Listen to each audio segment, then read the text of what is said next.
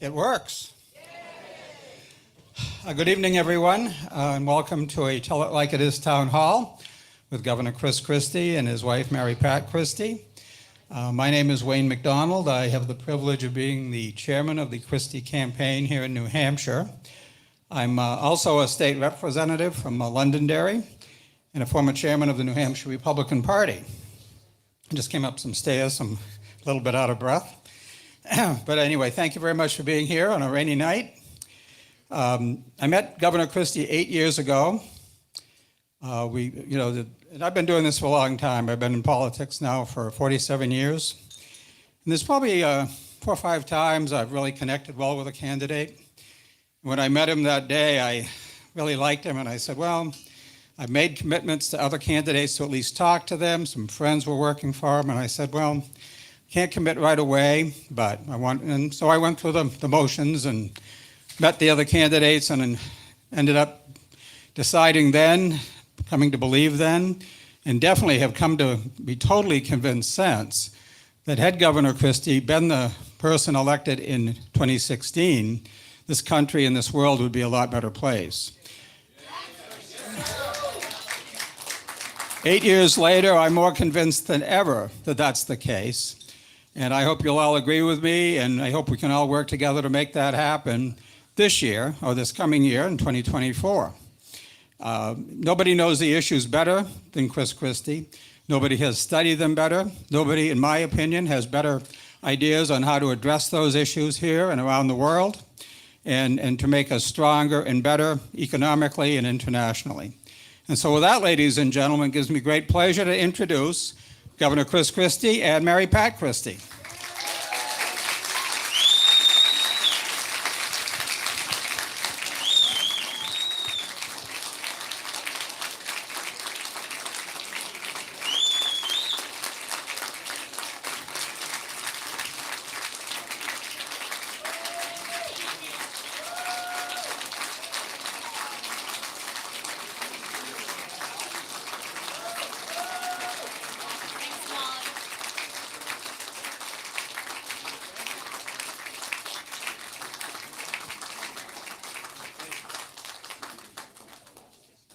Thank you, Wayne.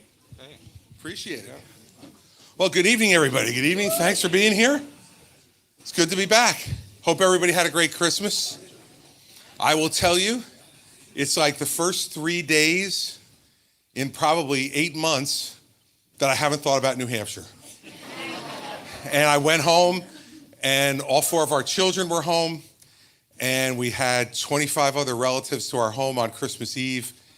And so we took just a little while to take a breath and celebrate the holiday and celebrate each other.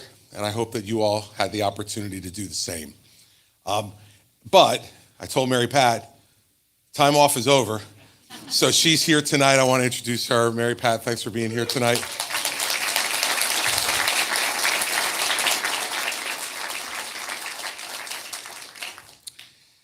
You know, I got into this race back in June, and the biggest reason I got in was to tell the truth, and to tell it in a completely unfiltered and unabashed way. Because I think that more than anything else, what our country needs right now is the truth. Not someone's interpretation of it, not somebody's spin on it, but we need the truth. And you know, sometimes, as I'm sure each of you have experienced in your own life, it's not easy to tell the truth. Sometimes when you tell the truth, you're going to offend somebody. Sometimes you're going to make them angry. If you're in my business, sometimes you're going to get in the front of a room and tell the truth, and you're going to get booed. And no matter how long you're in this business, that's never easy. Because you get in front of a room to try to persuade and convince and ultimately lead. And when you have to tell some really, really difficult truths, you're going to get some difficult reaction at times. But in the end, to me, that's what being president is all about right now in our country. Because we all know how many problems we have. And those problems get worse because we're unwilling to address them, because we don't want to offend anybody. And these problems are big enough and tough enough, and we're going to talk about them tonight, that you can't any longer say what's pleasing to people. And so, whether, see a couple of my AARP friends here tonight, whether it's about entitlements, right? Or whether it's about war in Europe or war in the Middle East, or whether it's about abortion, or whether it's about the budget, whether it's about the southern border, no matter what these difficult issues are, you've got to tell the truth. And I'll make it easy for you. If someone asked me what the cause of the Civil War was,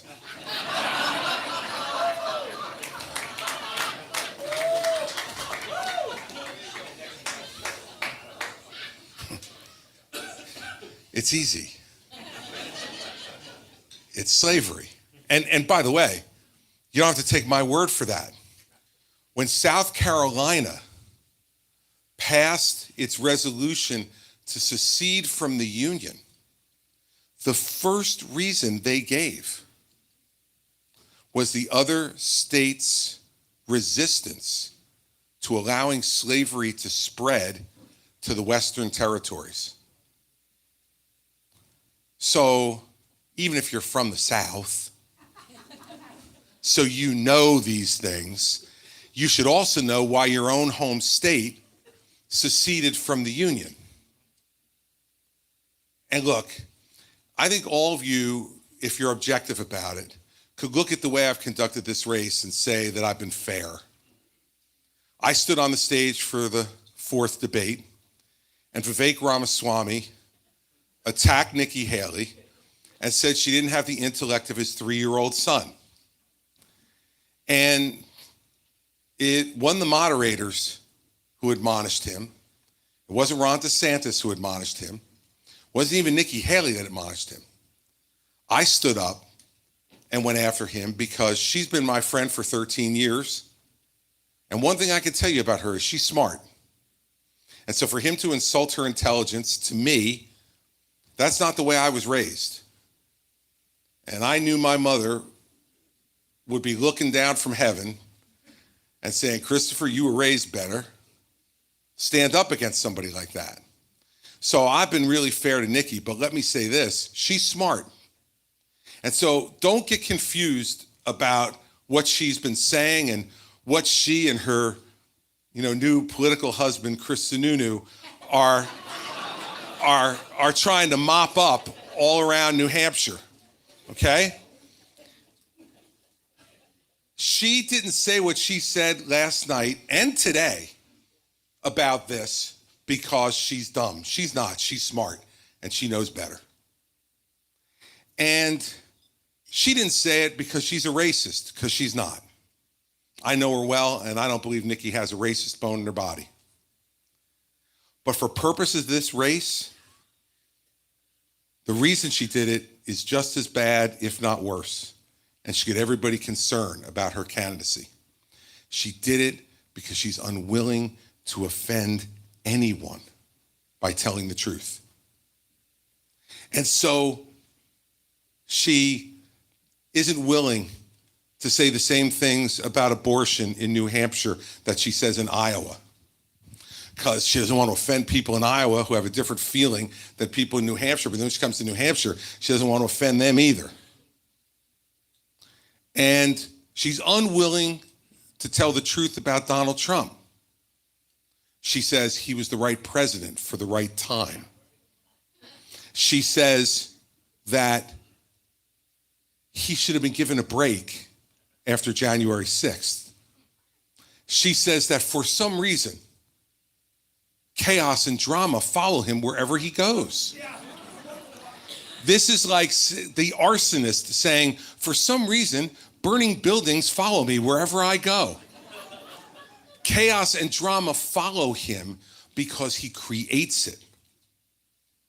And if you have any wonder about that, I urge all of you who are in this room and everyone who's watching tonight, go to his Christmas post on social media where he said for anyone who disagrees with him, they can rot in hell. And then he said, Merry Christmas. Now, this to me is someone who is unfit to be president of the United States. And I have said it over and over and over again.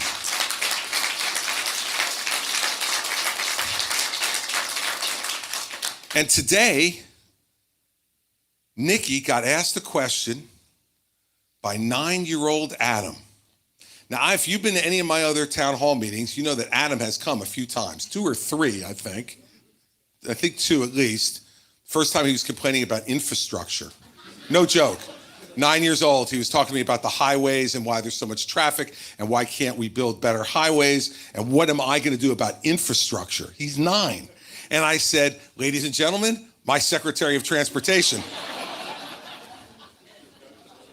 9-year-old Adam today asked her if she was a flip-flopper on Donald Trump and then asked her if she'd pardon him if she were president. So Nikki gave her typical answer on this on Donald Trump. She said, well, the anti-Trumpers think I don't say enough bad things about him, and the pro-Trumpers say I don't say enough good things about him, and so I guess I'm just right where I'm supposed to be. No, you're not where you're supposed to be, because she is smart, and she knows what he did on January 6th was wrong. She's smart, and she knows that what he did on election night 2020, when he told the American people the election was stolen and he had no evidence to prove it, was wrong. And the reason I know she knows it is because she said it back then. But she won't say it now.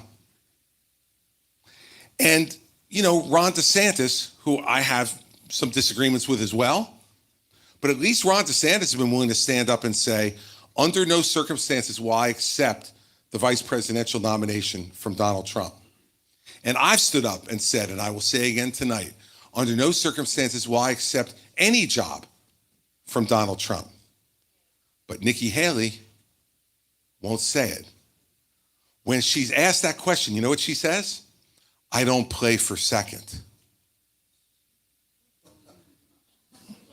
Now look, none of us would allow our children to get away with an answer like that. Did you do your homework?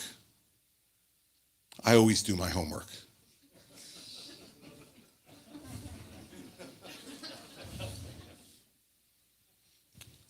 How'd you do on that test?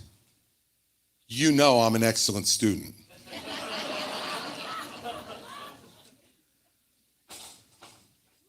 These answers are insulting from our children. Yet somehow, New Hampshire is going to accept this from a candidate for president of the United States? See, because if she is unwilling to stand up and say that slavery is what caused the Civil War, because she's afraid of offending constituents in some other part of the country, if she's afraid to say that Donald Trump is unfit because she's afraid of offending people who support Donald Trump, and because maybe she harbors in the back of her mind being vice president or being Secretary of State, and since she won't deny it, we have to believe that she's willing to do it. If she's unwilling to stand up to that, what's going to happen when she's got to stand up to Chuck Schumer and Hakeem Jeffries in Congress? What's going to happen when she has to stand up to Vladimir Putin and President Xi in China?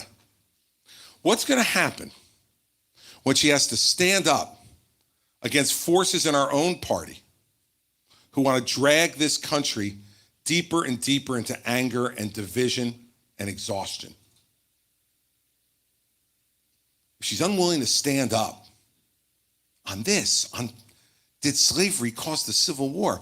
See, some parts of the media, they're missing the import of this. She's not a racist. It's worse in some respects when you want to be president.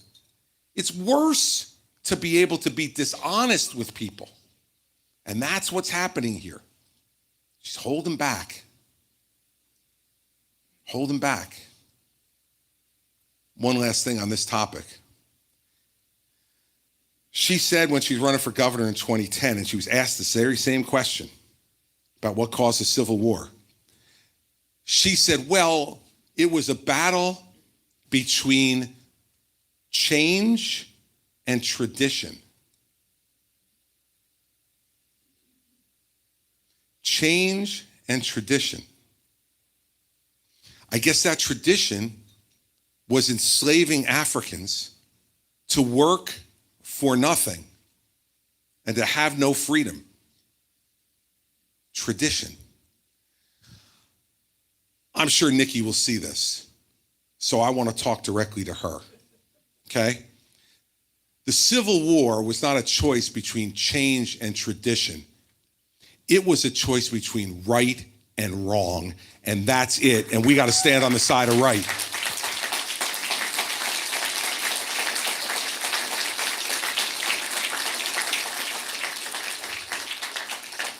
So we're going to keep telling the truth. And I, quite frankly, can't worry about who it offends because I'm supposed to be worrying about you. I want to be president of the United States because we got to get back to doing the big things to fix the problems in this country. And it's going to take somebody with broad shoulders and a willingness to take the heat. And New Hampshire, like I said on this news TV ad, it's up to you. It's up to you. Is this as good as we can do? Are the choices that are being laid in front of you as good as we can do? Doesn't this country deserve better? Doesn't the country deserve some strength? Doesn't the country deserve some honesty? Doesn't the country deserve to have someone who is willing to take on Donald Trump head on directly? Doesn't the country then deserve someone who's ready to move from that fight? Because you think that fight's bad, wait till you get to Joe Biden and the Democrats.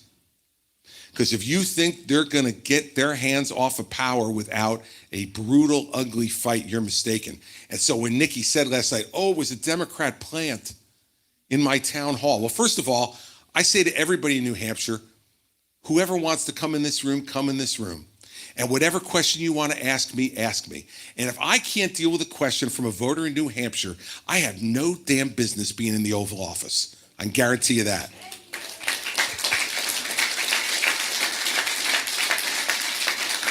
So we got big issues to talk about tonight, and I am now ready to talk about them. So here it's pretty easy. Here, unlike other town halls that you may have been to, my staff doesn't come around to you beforehand and ask you what question you might ask and then come to you and bring you the microphone. I will not say to any of you tonight, can you please give me an easy question? And we'll answer each one of your questions directly. And by the way, if you ask me a question and I don't know the answer, I will say I don't know. Because I also got taught at a very young age by my mother that I don't know is a strong answer.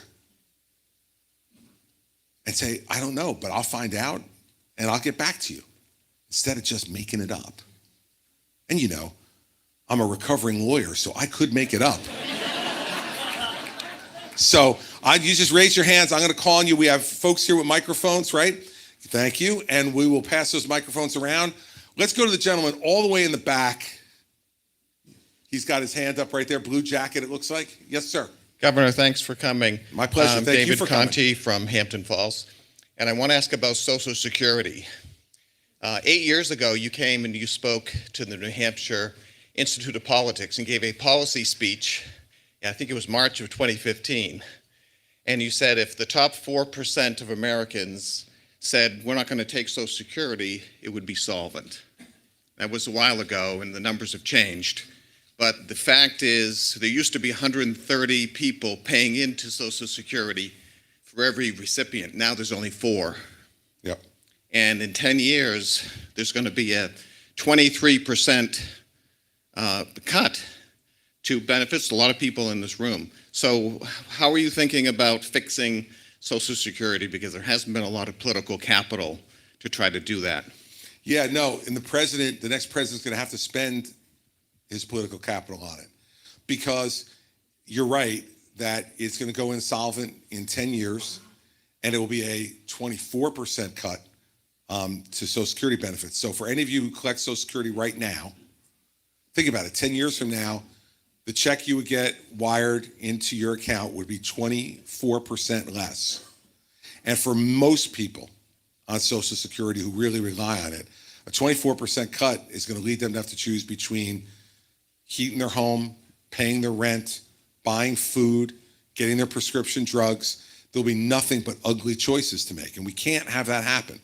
So we finally have to stop kicking the can down the road. And I would tell you, the most absolutely sickening part of Joe Biden's last State of the Union was when he stood up in front of the country in the chamber of Congress and said, can we all agree we're not going to touch Social Security?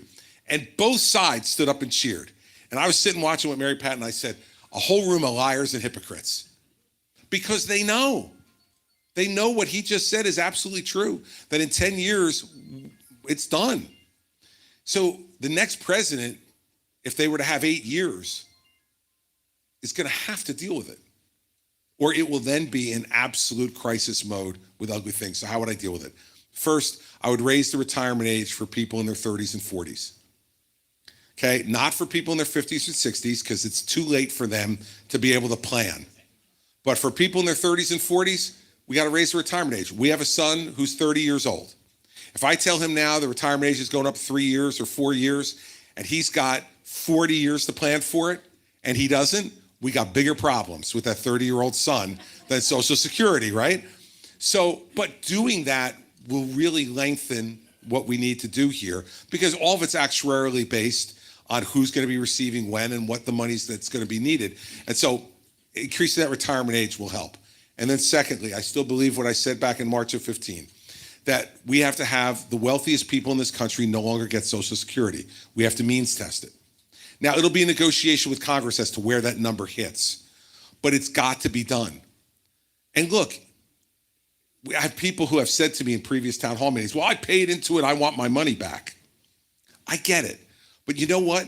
We pay for things every day in this country to the government that we don't get something directly back on. The analogy I use all the time with me and Mary Pat is that we've been fortunate in our lives. We've never been on food stamps. But we pay for food stamps, as do you, in your taxes every day. I'm glad I do. I don't want anybody in the richest country in the world going to bed hungry if we can avoid it. And we'll never get anything, I hope, out of the food stamp program. But we got to look at Social Security the same way, because remember why it was created in the first place. It was because after the Depression hit and companies went out of business, and all people did was rely upon their company pensions for retirement, and all those companies went broke, people were growing old in abject poverty and living on the streets. Social Security was set up to say, okay, this is a safety net to make sure that people will be able to feed themselves, house themselves, and not have to live in that kind of abject poverty.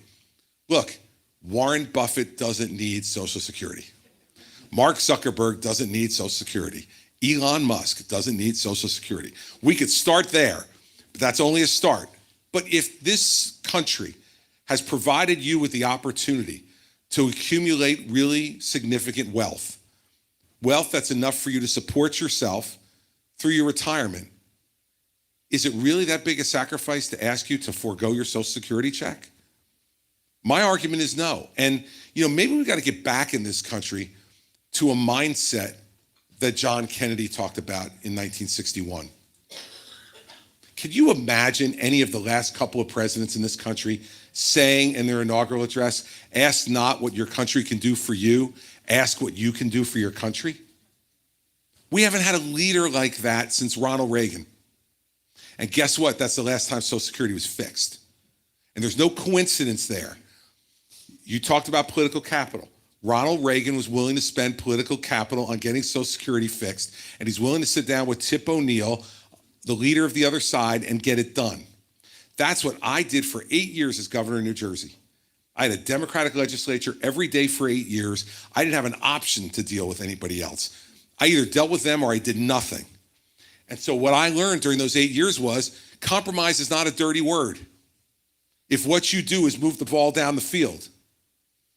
And that's what we have to do on Social Security, because if we don't, we will have people like in the late 20s and early 30s, once again living in abject poverty after they worked their entire lives to avoid that.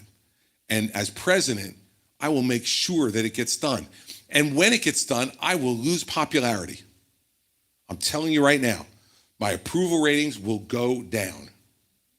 I don't care, because I want to be president to do big things like that. And if that means I can only do big things for 4 years and everybody kicks me out after 4 years, I will smartly salute and I'll go home, because you would have already given me the greatest honor you can give to any American anywhere. And that is for a period of time to be president of the United States. And what I owe you in return is to tell you the truth and to take the chances you need to take to make the country extraordinary and special. And taking care of folks as they grow older is part of the compact we've made in this country, and we better keep that compact, or we're not the country that we think we are, and I'm not going to stand up for that. So that's what I'll do on Social Security. She'll bring a microphone over here. Thank you, sir. Governor, on that subject about how to get along, I think I was at Christmas myself with my nieces, and they're saying politics is awful, and no one can get along. And we do remember the days of Reagan meeting with Tip O'Neill and cutting a deal, and although Reagan only got 75% declared victory. And I know, being from New Jersey, there's a lot of Democrats. If you can expand upon how you get in this time when everything is so one side or the other, or you're awful, how do you bring it all back again, I guess? I think there's two ways, substantively, the way you can do it. The first one is, I think one of the reasons people are so angry and divided is because government doesn't get anything done anymore. I mean, think about it, right? We elect Republicans to take over the House in 2022. And they've done nothing. Nothing.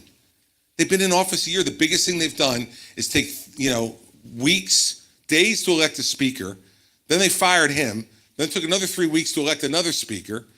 And now they're taking a victory lap because they passed a couple of spending bills. And then they go home for Christmas. They don't deal with Ukraine. They don't deal with Israel. They don't deal with the border. They don't do any of that stuff. And the Democrats are just as bad on the other side. So the first thing I think you need to do to renew people's confidence is to start accomplishing things. And the way to do that is you've got to be willing to compromise. The problem has been the presidents that we've had since George W. Bush have been unwilling to compromise with the other side.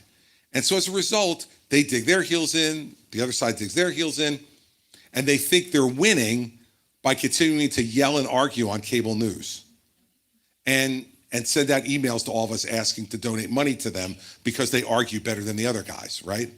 So the first thing is you have to accomplish things. So you'd say to me, okay, Chris, great. How do you do that?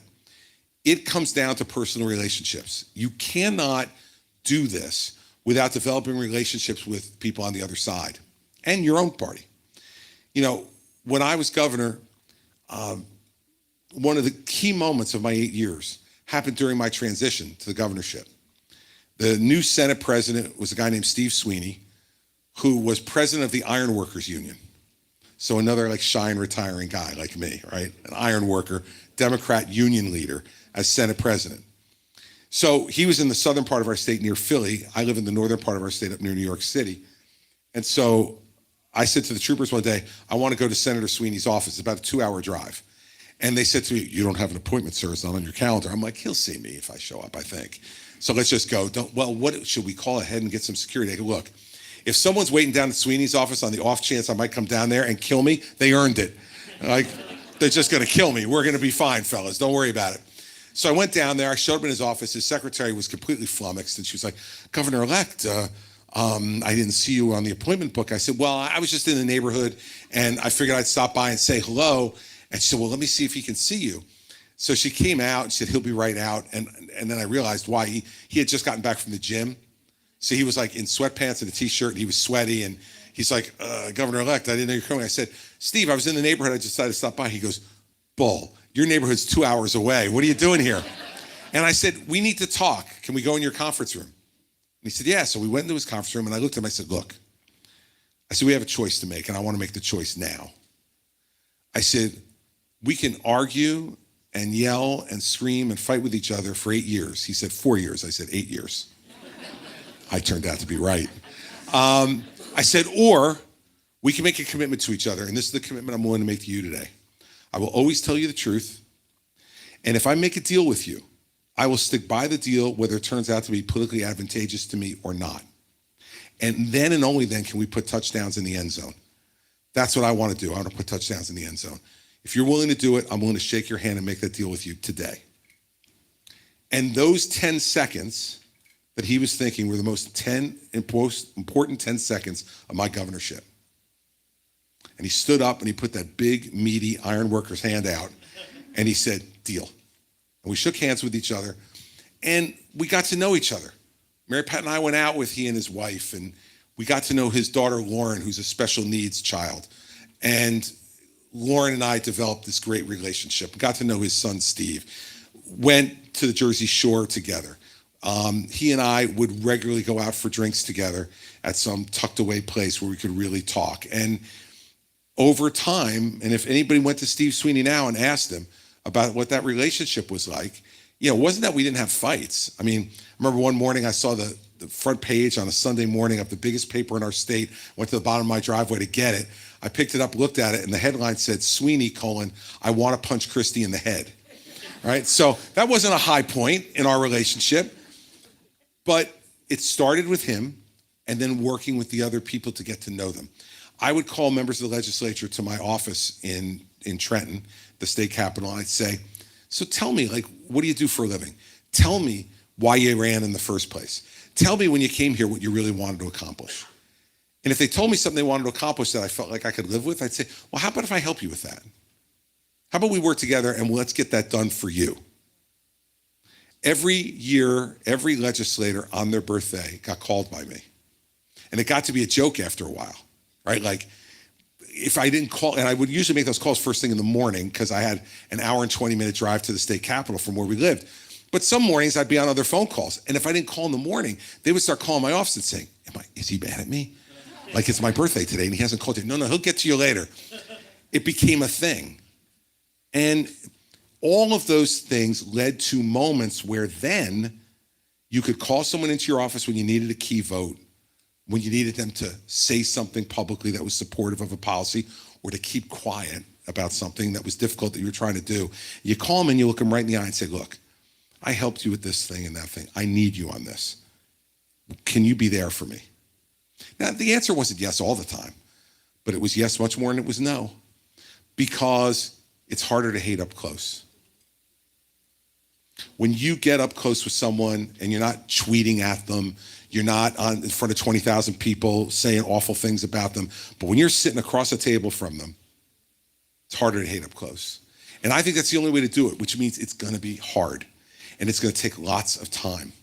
And I'm going to be, Mary Pat and I, like we did when I was governor, we had dinners with more people that not only we didn't agree with, but we didn't even really like. But guess what? They got elected too. And they have a role to play. And if you're president of the United States and you have the White House, the Oval Office, Camp David, Air Force One, Marine One, and you can't use that home field advantage just a little, you're bad at this, okay? You're either bad at it or you don't care.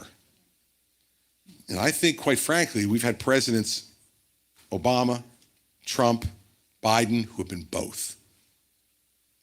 Some of them didn't care, some of them couldn't pull it off. And, I know I can. And I know that the only way to be successful in this job and to bring the country back together is to show them some success. And the only way to show them some success is to get in there, roll your sleeves up, and work with people that you don't agree with. I can't imagine what my first meeting with Chuck Schumer is going to be like. He and I have known each other for a long, long time now, being just across the river from each other. But I'll tell you this, it'll be spirited, and I'll say what I think, and he'll say what he thinks, and I'm going to offer him the same kind of deal I offered Sweeney. If he's the majority leader, he wants to sit down and tell me what his priorities are, I'll tell him what mine are. Let's make up a list, and let's make an agreement about what we're going to try to do, and be honest with each other. If we can do that, I think we can get this country back on the right track. It's going to take some time, but I'm ready to get to work. And what they know and what Schumer knows about me, because he's watched me now up close, is I won't hesitate to tell him the truth. If I think he's being a jerk, I'll tell him. But I'm not going to announce it, from behind the podium in the East Room of the White House. It'll be in the Oval Office or up in the residence or on Air Force One when I'm flying him back home. I say, Chuck, you didn't keep your word on that. What are you and I going to do about it? And I think that that's the way you ultimately wind up doing it. And I think it's the only way to do it, because there's no silver bullet. It's just hard work and a willingness to listen to the other side. And I think there are not enough people in Washington, D.C. now who are even willing to do that. All right. Sir, right there. And I will turn around. Governor, thank you for coming. I have watched every single one of your debates, and one of the things I like about you is definitely your honesty. And so I brought my little fact sheet to make sure that I was being honest. Okay. First of all, I was born in Cuba. We came over legally. We were in this country as permanent residents from day one. Every single one of my relatives became a citizen, including my grandmother at the age of 86. All right? We never took a cent from the government. We left Cuba because of what was happening. So this state speaks very well when you say live free or die. Okay? My issue is the chaos with the border. Right now, as of January 2021, 8 million migrants have crossed the border. Every day, over 10,000 migrants cross. That is bigger than the town of Epping or the town of Raymond where we live. They're coming over, they're crossing the border, they're not getting anything better. They're leaving one country for whatever reason, including hunger. But they're coming over here and they're being treated like cattle because there is no system. What will you do as President of the United States? Your numbers are pretty close to the same numbers that I've read, and 200,000 illegal encounters a month, every month for the last 11 months are the most recent statistics I've seen. So we're right in the same ballpark. And that's why it's a huge problem, but it's not going to be fixed by like a short, pithy answer. You watched all the debates. You saw Ron DeSantis say he's going to shoot him stone cold dead as they come across the border. Or they're going to send the American military into Mexico. We're going to invade Mexico. As if we don't have enough problems. Now we're going to send the American military to invade Mexico. Look, those are what, and Trump has created this, okay? These are this TV tough guy talk. Sound as tough as you can. This is like Nikki Haley on Hamas. Finish them. Okay? How? Like, that's the next question. But, we don't get the next answer. I'm going to give you the 5 things I will do on the border. So it's going to take a minute or two, okay? But you hang in there with me. Number 1, day 1, I signed an executive order that sends the National Guard to the border. Our Customs and Border Patrol officers are overwhelmed. 200,000 encounters a month. They cannot do the job They're overwhelmed. There's not enough of them. The National Guard was established to protect inside the nation as opposed to the Army, which is projected outside the country. So let's bring the National Guard to the border to supplement our Customs and Border Patrol officers to be able to stop all the people coming over the border. Number two, hire 10,000 new Customs and Border Patrol officers. Now, it's going to take 12 to 15 months to get them recruited, trained, and deployed. So we got to keep the National Guard there for that long. But as the new officers come on board, you move the National Guard back out to their home posts. Third, we have 200,000 encounters a month. We have 38,000 detention beds at the border. So when we actually capture people, we have no place to put them. We have to double the number of beds to 80,000. And if we do that, then we can detain people appropriately and deal with the legal ramifications we have to deal with. Right now, because we don't have enough beds, you know what we do? We release them into the country, which leads to point 4. When they come over claiming political asylum, they're entitled to a hearing under U.S. law. You know how long it takes to get a hearing now? 4 years. 4 years to get a hearing. So what do? We release them into the country and say, hey, come back here to El Paso in 4 years for your hearing, which may result in you being kicked out of the country. Now, how many dummies are going to actually come back to the border when they think they might get kicked out, right? So they just live underground. And so what do we need to do? We need to triple the number of immigration judges. If we triple the number of immigration judges, we can bring the wait time for a hearing from 4 years to down below a year. And we can detain them for that period of time if we've doubled the beds. And then if they pass and they're entitled to come in, then they come in the way that you talked about. If they don't, we send them right back, but we're not releasing them into the country. And then having people say, okay, I'm going to round up all of those 8 million people and kick them out. I want you to think about what that operation looks like. Think about what that is going to take to find 8 million people who have gotten in here illegally. It's not like they're wearing a sign that says, I crossed the border illegally, So how we get, I've heard people say they're going to do this. I just want to know how. I was a prosecutor. For 7 years, I was the head of the 5th largest office in this country. If the Attorney General called me and said I had to do this, I'd be like, okay, you're the boss, but how?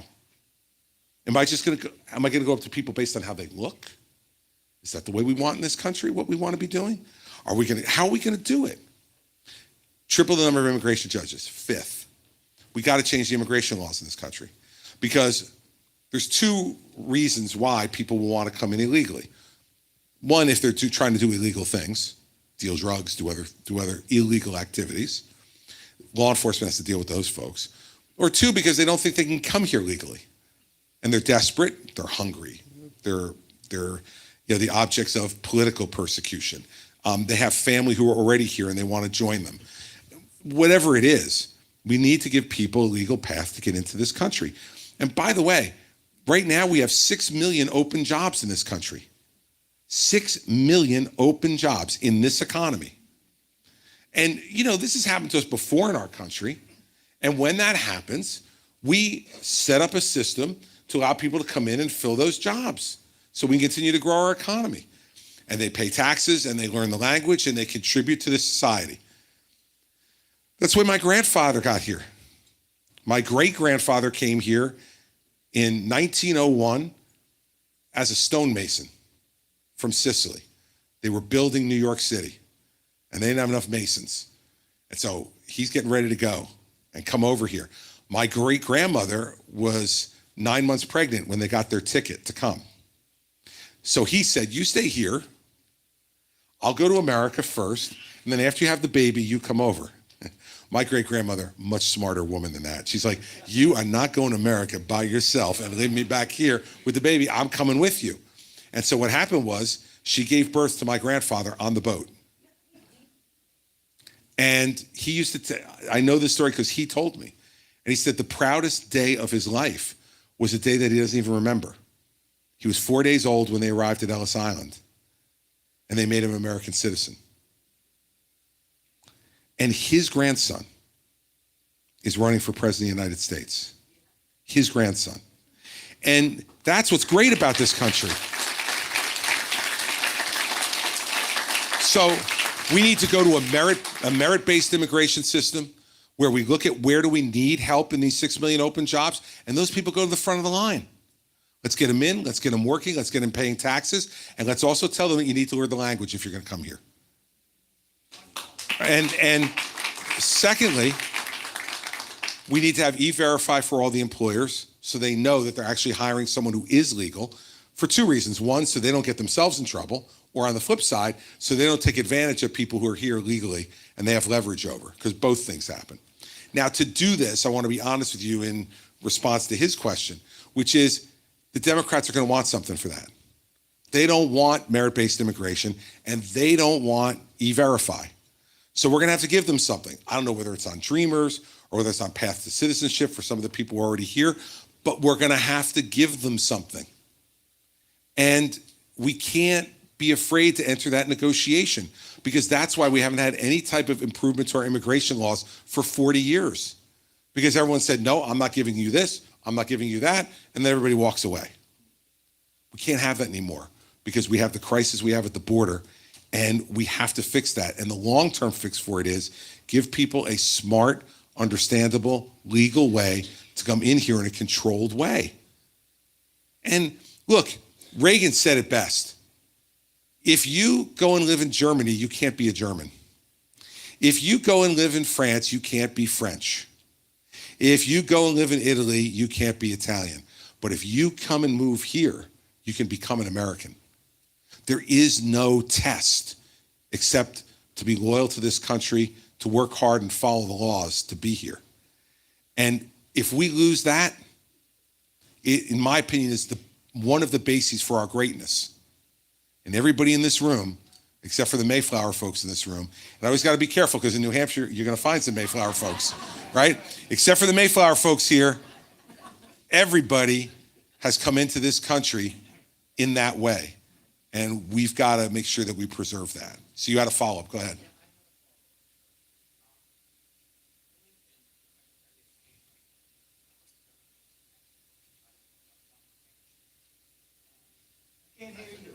He said Blinken met with the president of Mexico to try to work out some kind of arrangement. Go ahead. Make some kind of arrangement to deal with this border crisis. Well, the president of Mexico said, not until you negotiate with Cuba or Venezuela.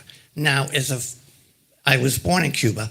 The majority of Cubans, 92% of the Cubans, do not believe that this country should negotiate with a dictatorship. Look, I'd make it really easy, okay? I'd look at the president of Mexico and say to him, okay, I'm not negotiating with Cuba until Cuba grants freedom to its people.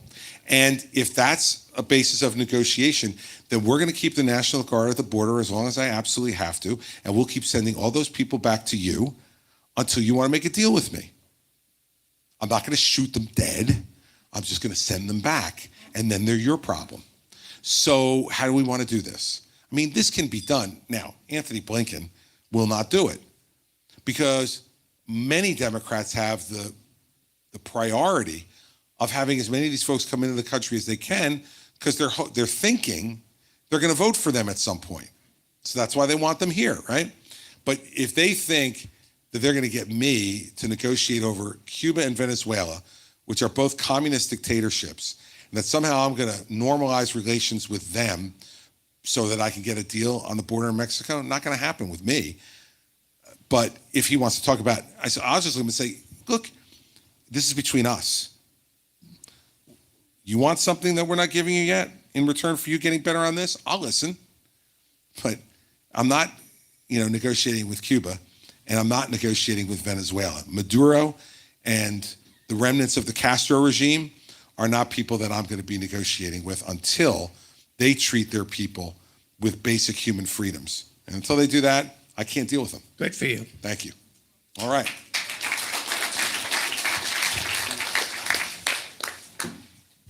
Hey, Chris. Hey. By the way, I saw you at a Springsteen concert, and you got some good moves. All right. So I'm Gary. This is Kathy. We're from Portsmouth, New Hampshire. Drove all the way here to see you. And I've liked you from the very beginning. I want you to know we consider ourselves independents. I have voted Republican and I have voted Democrat. And I really like everything that you stand for. I mean, you're a Republican governor in one of the most liberal states in the country. So, you know, you do things right. But a couple of months ago, we had a mass shooting here in Lewiston, Maine. I was supposed to be in Lewiston the next day. I have really good friends whose children were supposed to be at that bowling alley that night. And my question for you, because I am so sick and tired of both Republicans and Democrats, as far back as I can think, never, ever getting anything done with gun control. This is New Hampshire. Live free or die. I'm not against guns. I have guns. My kids have guns. I love shooting. It has nothing to do with that.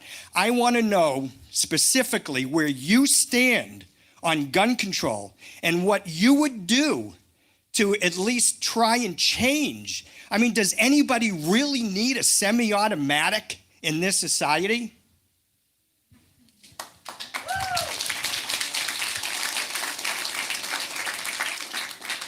Well, first I'll tell you what I would do, then I'll tell you what I won't do. What I am for are for things like universal background checks. And we should have universal background checks that can come back within 24 hours. So there's no reason why you can't do both searches of mental health records and of criminal records to determine whether someone should be able to buy a gun or not. And I think that's just common sense. And I also believe in what they have in Maine, but they didn't execute correctly, which are red flag laws. That when someone is identified by their family or their employer, which in the Maine shooting, it was done by both. Like the United States Army telling people this guy's got a problem. He had been hospitalized once already for speaking violently and having some mental health issues. His family also alerted the local authorities that they were concerned about his propensity for violence and that he had weapons.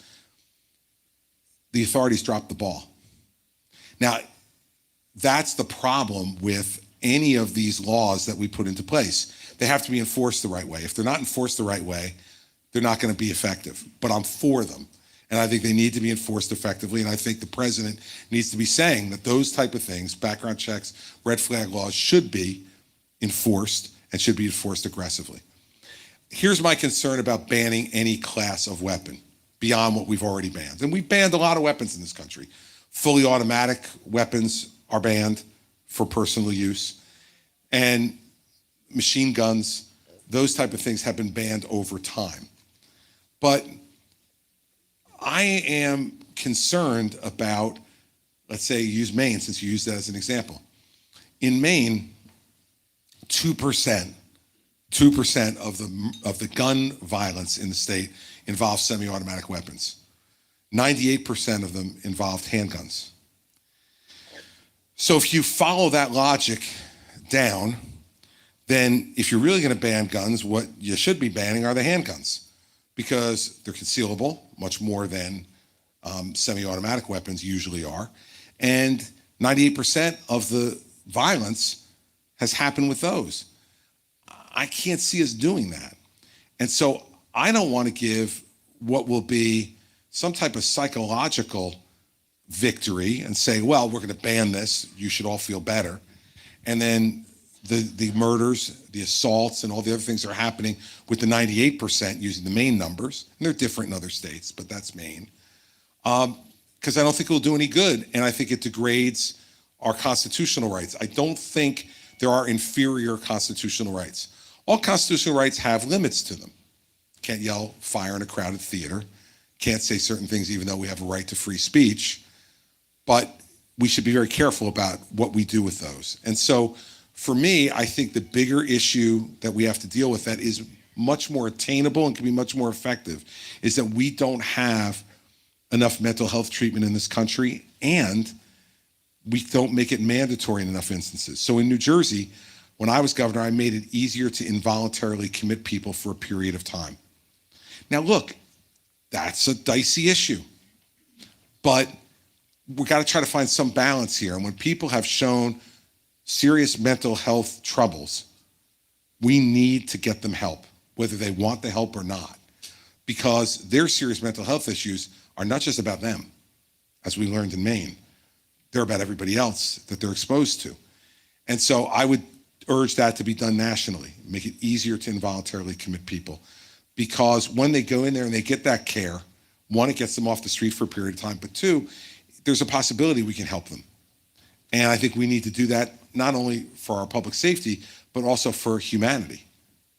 And we want to try to help people with that, and we don't have enough of that available to people. I'll divert just for a second because I talked about mental health to say, too, it's one of the things that I would be willing to forgive student debt for. There are certain areas of this country where we have a real need for people in certain areas of healthcare, mental health, drug treatment, and general practitioners, right, to be able to take care of day-to-day keeping people healthy, as opposed to waiting until they go to the hospital or the emergency room to take care of them. If people were willing to go into those fields and commit to doing at least 10 years after they graduate, providing that kind of care, I'd be willing to forgive student loans for those people, to be able to do that. But I'm not forgiving student loans for everybody, because that's not right. But if they're helping for the greater good in this country, and when you look at the number of gun deaths that we have, when you look at the other deaths that we have due to mental health, like suicide, sometimes by gun, but sometimes other ways, and you look at 110,000 overdose deaths last year, now being the leading killer among men 18 to 34 in this country. We need to get people into those areas. So I just divert for a second, but I get back to your question. That's the way I would go about it. More available and aggressive mental health treatment. I would be for universal background checks. I would be for red flag laws that need to be enforced. And lastly, our Department of Justice needs to focus on getting illegal guns off the streets. What I learned when I was a prosecutor was that the criminals didn't care about what the laws were. They were going to go and get guns no matter what. And we have about 350 million guns and handguns in circulation in this country right now. So we've got to enforce the laws against people who obtain those illegally. And we got to put them in jail.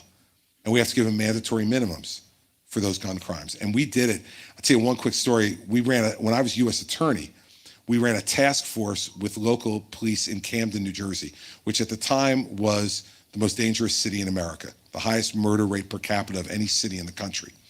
And we ran this program where we had federal agents working with local police to get guns off the street. We arrested one guy one night. It was a Camden City police car that pulled up on him, but it had a federal agent in there along with a Camden City police guy.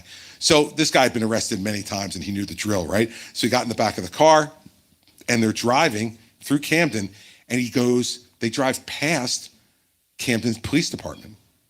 And the guy says, whoa, whoa, whoa, whoa. You're supposed to stop there. That's where I get booked. This was a real pro. They're like, that's where I get booked, is there. And they go, oh, no. This is a federal task force. You're going federal. You go to the federal courthouse.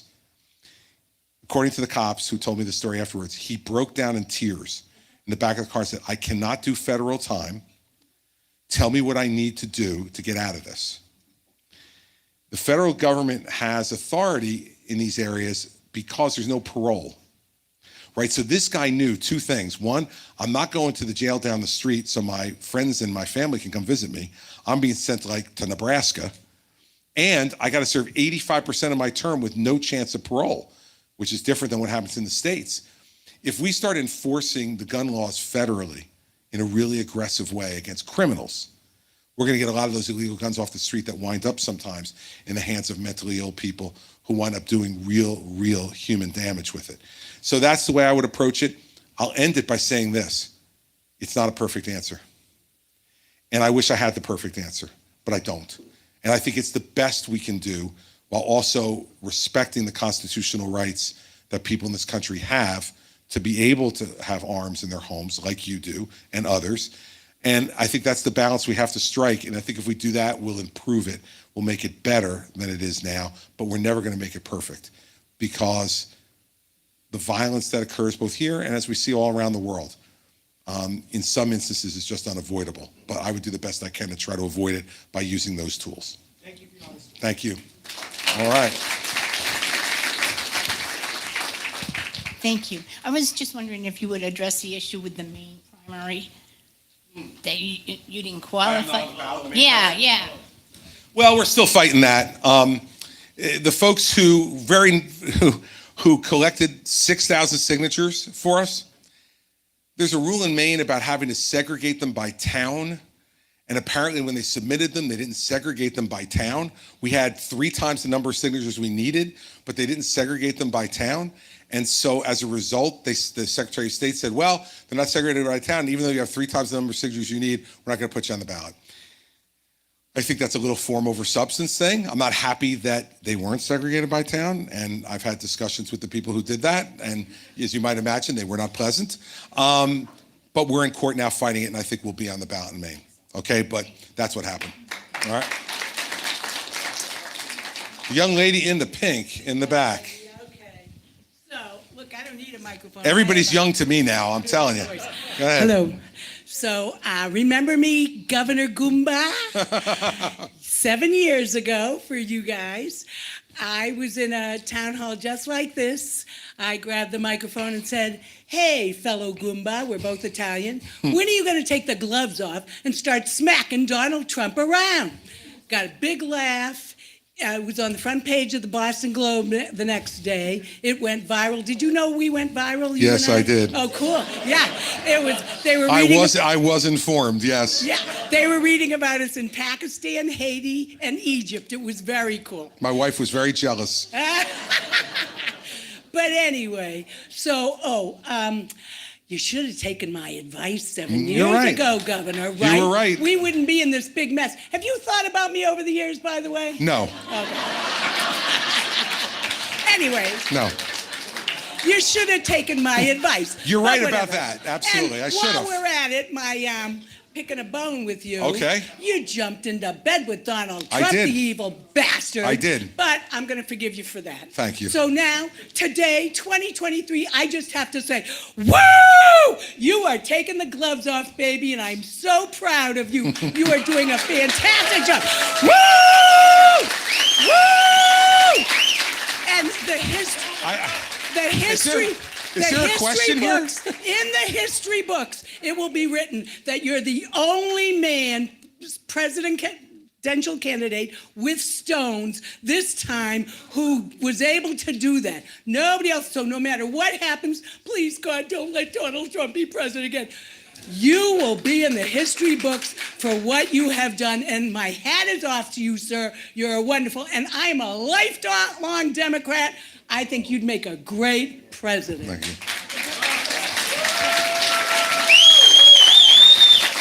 Well, two things strike me after that. One is, why haven't I been thinking about you? And second is, just for a brief moment, when you were about 2/3 of the way through that, I thought I had been transported back to New Jersey. I really did. So that's the kind of thing that used to happen in my town halls in New Jersey. But I thank you for that, and I love you back. And I appreciate your comments and your support very much. All right, let's go to this gentleman right here in the plaid. You said that semi-automatic guns, that you can't get them converted to automatic guns? Because you can buy it for like $30, $40 in Manchester on Brown Ave, and you can buy silencers now. That's the next mass shooting. You can legally buy a silencer, and they're going to be on a tall building, and you're going to see at a concert a whole bunch of people falling down and won't know why. When did that get? When was that changed from against the law to the law? Well, look, there's lots of things that the law has to catch up with, that when you ban certain things and you ban certain weapons, this is the thing that happens when you start going down the road of banning certain things. Because then, enterprising capitalists will then figure out how to get around the law, and bump stocks, which turn things from semi-automatic to automatic, are one of the things that happen. I have no use for bump stocks, and I don't think that they should be there. But it points out the problem. is once you think you could solve this problem by banning things, Americans have great ingenuity and they find their way around it if they think there's a way for them to make money to do it. So the law is always going to be catching up and always has been catching up, not just in this area, but in every area, to American ingenuity and people who want to make a buck. So, that's why I'm concerned, and I'm glad you asked what you asked, because we can go through each one of those things. I can tell you what I think, and I will, but it's not going to fix the problem. We have to get to the root cause of this problem, which is that the gun didn't shoot itself. And that poor disturbed guy in Maine, he picked up that gun and he decided that night, for whatever was going through his head, that he was going to go to a bowling alley and just start killing people. And I wonder if we had banned semi-automatic weapons, whether he would have just not gone in there with multiple handguns and started killing people. I don't know the answer to that question, but what I know is if we don't get to the root cause of the problem, we can ban every type of gun and they'll keep working for ways around it, and smart people will do it and criminals will do it, because if we ban it and they can get it, they'll take it anyway. When they change silences. Well, I don't know. See, I have to plead guilty to the fact that I am not familiar with the gun laws in New Hampshire.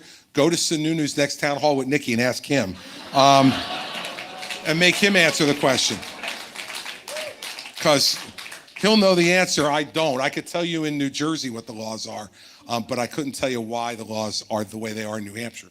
But ask Sununu. And I'm not saying I'm for or against whatever he's doing, but he's the guy who's got to answer that question. Yes, sir. Thank you for taking my question. Sure. And I have a comment before my question. I was featured in 2 of your commercials that ran on local TV, and I've heard from people that I haven't heard from for a long time. So if that's any indication of how far it went, it went pretty far. Good. Good. I'm glad to hear that. So my question is about caregiving. We have a lot of people in here, and I'm sure a lot of people have cared for their parents, or are going to be caring for their parents, or are going to need care themselves. Most of this is on a voluntary basis. It's $400 billion in the United States of volunteer caregiving. And I caregived for my parents for 15 years. My wife caregived for her parents for a number of years. And it's a burden on our lives. And my parents did not live close to us. There was like a lot of travel involved, and I couldn't be there instantly when they needed it. And keeping their home was quite a task. So I'm wondering what your thoughts are on the role of the federal government in helping with caregiving. Sure. And I had this question from a gentleman, it was probably 2 months ago or so now, at a town hall meeting up here, who's talking about it in terms of his wife, who had gotten ill and needed care. She had some form of dementia. He wasn't specific about what kind, but she was in her 50s. All right, this was a few months ago, and so I talked about this then. I'll repeat what I said then. First off, I've watched this happen. My dad, my mom died 20 years ago. My dad got remarried a number of years later, and his second wife had Alzheimer's, and he was at 85 years old her sole caregiver. And we saw what it was doing to him, because she wouldn't permit help in the house, and he had to do it himself, and it was killing him. And so I know exactly what you're talking about in terms of the impact that it has on not just the people who are ill and need the care, but the people in the family who are providing the care.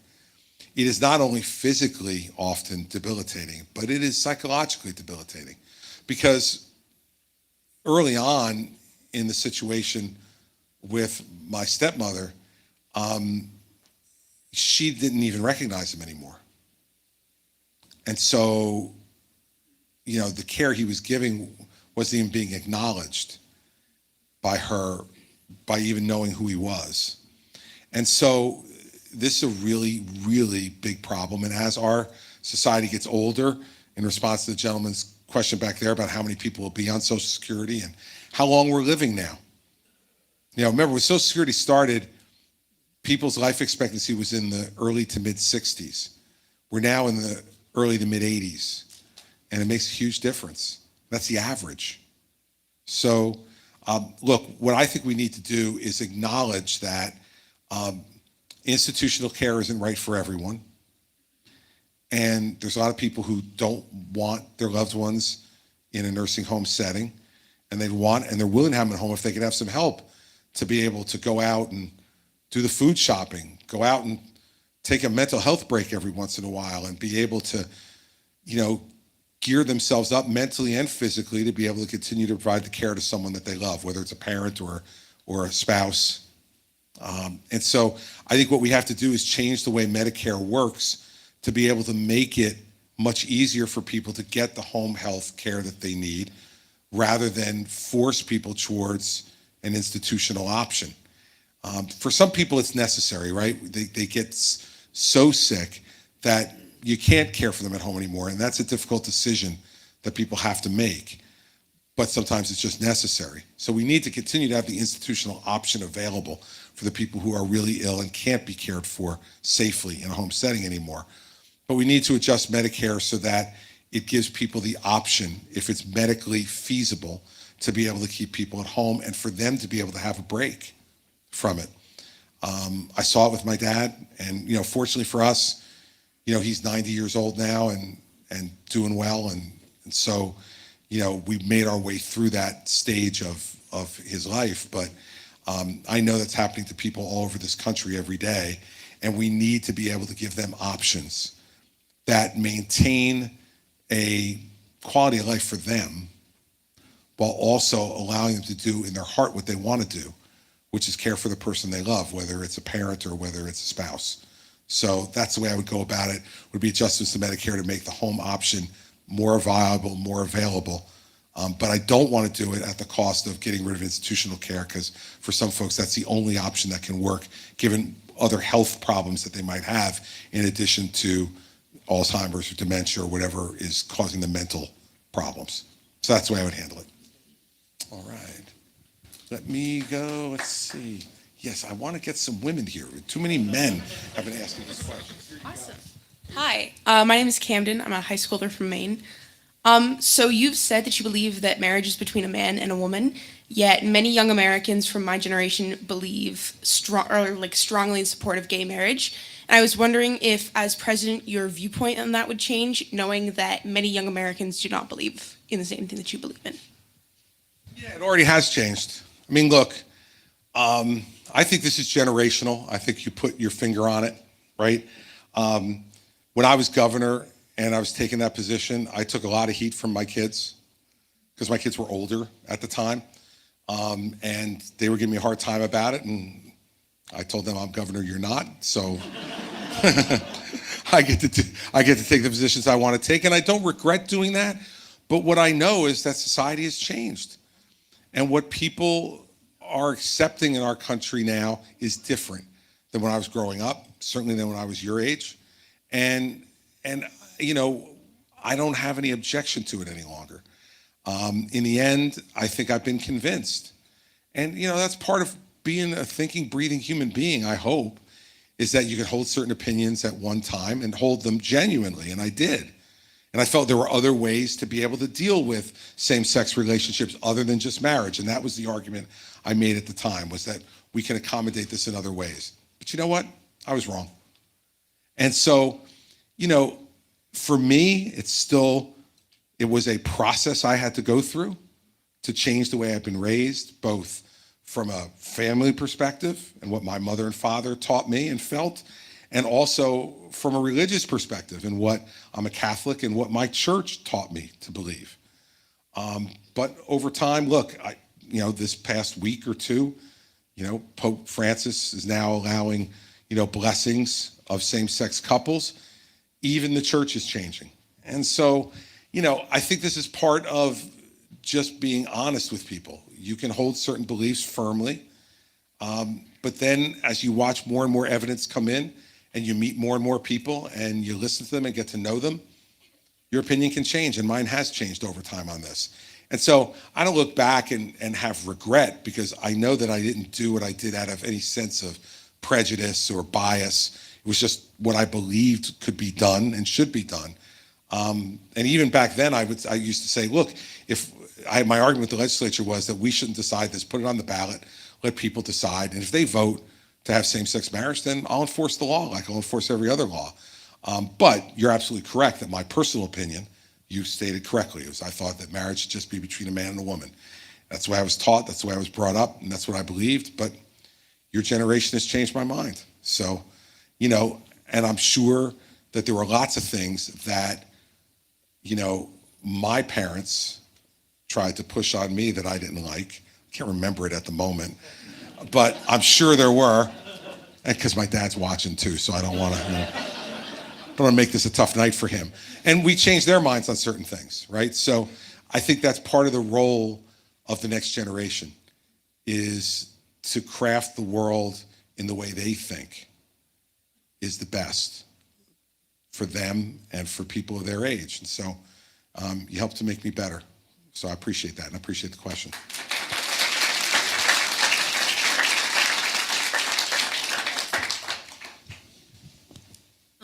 Hi, thank you for evolving, for coming to our town, for taking the gloves off. I had a question about Reagan, which you started with. Why do you paint him as some hero of Social Security when 40 years ago, when he found that the trickle-down effect didn't work, he enacted the payroll tax hike of 1983 and did create a 2.7 trillion surplus for Social Security, which he then funneled into the general fund. So, in fact, he has escalated the demise of our Social Security fund. Well, you could argue that a couple of different ways. First of all, the payroll tax hike was part of his compromise. Reagan didn't want the payroll tax hike. Tip O'Neill did. And Reagan ultimately wound up compromising in that way to get other things that he wanted to get in terms of retirement age and eligibility. And he is as guilty as every other president and member of Congress in terms of taking money out of the trust fund and spending it elsewhere. So when I said Reagan did the right thing, he did the right thing by agreeing to those things and changing things that helped to lengthen it. Now, he went ahead and let them steal some of the money, and Congress stole the money. Okay, so anybody who's in this job is not an unabashed 100% hero. I don't think we've had a president who's been 100% unabashed hero on any one issue. But I will tell you that I think Reagan set a tone in this country, and through his policies showed people that government could work and get things done.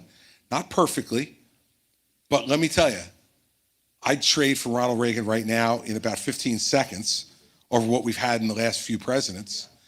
And I'd also say to you that he and any of these other folks who are not perfect and who won't be perfect, doesn't mean they didn't do some things that they did well. So if I gave the wrong impression to everybody, I thought what Reagan did was absolutely perfect, I don't. And I think that every member of Congress and every president who participated in draining money out of the trust fund were just kicking the can down the road. But what I will say is, he put the money in there for it to be stolen, and no one did that. And then when they stole it, he deserves blame, his share of the blame for that. But he also deserves his share of the credit for actually putting together a system that avoided the 20+% cut we talked about back there. And it's part of the problem that we've had all along with people not being willing to fully address something. He partially addressed it. He made it somewhat better. He could have made it even better if he would have kept the trust fund money in the trust fund and not used it for general fund. So on that, I think even Reagan himself, if he came down here, would plead guilty to have agreeing to that. I don't think it was his idea, but he certainly agreed to it, and he signed the budgets that did it, so he has accountability for it. The last thing I'll tell you goes more to his question about what Reagan was able to do in terms of bringing the country together. While not perfect, I don't think we'll ever see his likes again. He won 49 states. for re-election. 49 states. They didn't talk about red and blue states back then, right? They didn't talk about certain states always being red, always being blue. Ronald Reagan won 49 of them. And I think that speaks to what he was able to do as a leader, not in being perfect, but in bringing the country to feel like things could be accomplished together if we work together. And the people who voted in 1984, I was one of them, who voted for him, believed that this was someone who was a real leader, who was willing to make decisions. I didn't always agree with Reagan. Some of the stuff he did on student loans and other things I didn't agree with either. But in the end, I think he was pretty good. And I'm biased, okay? I'll end this way. I spent the last year before I got into this race working on a book on Reagan that's going to come out in 2024. And so I spent a lot of time studying and researching it and then writing the book. And so I will have to admit to you up front, I have some bias and some recency bias given what I've been working on for the last year. So I'm a fan, but if I gave you the impression I thought either that solution or anything else he did was perfect, it wasn't. But it was much better than what we've been getting, in my opinion, from Obama and Trump and Biden. All right. Yes, ma'am. The mic there. So I don't have to reach over 2 rows of people. Miss? Oh, sorry. Always Okay. miss. Yes, miss. All right, thank you. So, thank you for the question about the evolution, because that was my first question. You have talked about Reagan a lot. That was my first vote as well. My dad picked me up at Dunkin' Donuts, and I cast my first vote. I would love to know, as he was a leader, and time, as you have alluded to, shifts, and it changes, and our kids are different beings from what we are. How do you see yourself shifting and leading the Republican Party as a person who is really not understand, as Reagan said, I did not leave the Democratic Party, it left me. I'm feeling that way about the Republican Party. Yep. But my other question was about the student loan when you mentioned certain people having forgiveness. I've been in community action for almost 18 years, and I think that it is a really important, I think it's an important issue. I would love to know what you think about community action and CSBG in particular. Sure. Okay, so I'll start with the first part. I mean, look, if I didn't think the Republican Party needed to change its focus, I wouldn't be in the race. I mean, the easiest thing for me to do would be just to sit by, and I've had a really good career, and just not do this. But I became so convinced that Donald Trump had taken this party, and others, but under his leadership, had taken this party in a direction that I think has been divisive for the country, and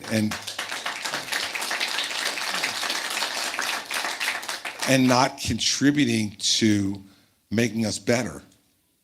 And so I'm willing to have this fight because I absolutely believe what you believe, which I think is what you believe, which is that the party has moved in directions that no longer represent, I think, the values that originally made us Republicans when we voted for Reagan in 1980 when I voted for him the first time.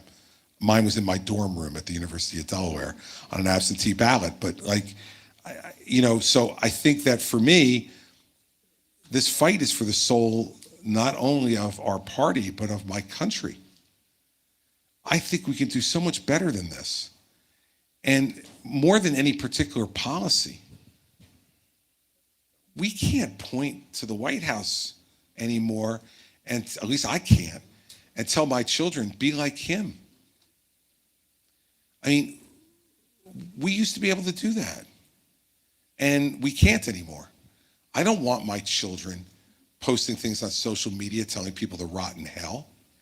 I don't want people going, his Thanksgiving message, Trump's, was to give a list of all the people he was thankful for that he hated at 2:03 a.m. on Thanksgiving morning. Now, this is someone who, one, has nothing but hate in his heart, and two, is deranged.